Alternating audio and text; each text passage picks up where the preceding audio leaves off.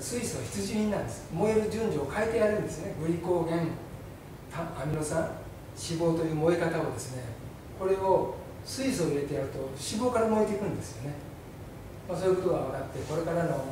健康術としてはですね、努力をしたくない方、汗かいて思いっきり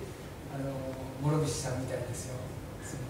声出したり力を入れることが好きな人はやらなくてもいいんですが、そうじゃなくて、できるだけ私みたいにゴロ寝で患者さんを見てる間に気が付いたら健康になっていると、自分が一日も休まないで患者さんと付き合っているのは自分が健康になれると信じているわけですよね。そういうことです。